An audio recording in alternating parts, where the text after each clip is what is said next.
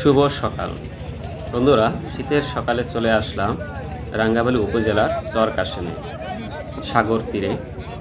এখানে জেলেরা নৌকা ভর্তি করে মাছ নিয়ে আসে এবং মাছ বিক্রি করে এখানে পাইকারি মূল্যে। বিভিন্ন জায়গা থেকে পাইকাররা চলে আসে পাইকারি মূল্যে মাছ কিনে এলাকার প্রত্যন্ত অঞ্চলে বিভিন্ন বাজারে বিক্রি করে এবং এখান থেকে মাছ কিনে দেশের বিভিন্ন এলাকায় মাছ চালান করে থাকে।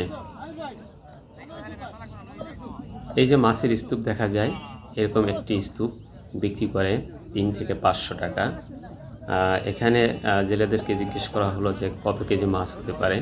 তারা বলল এখানে 25 থেকে 30 কেজি মাছ আছে।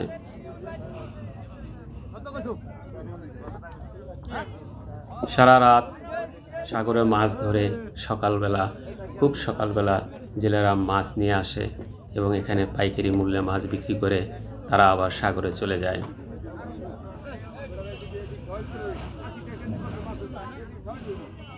দেখুন সাগর পাড়ের মানুষের জীবনযাত্রা। যখন তারা অনেক মাছ পায় তখন জেলেদের মুখে হাসি এবং আনন্দ দেখা যায়।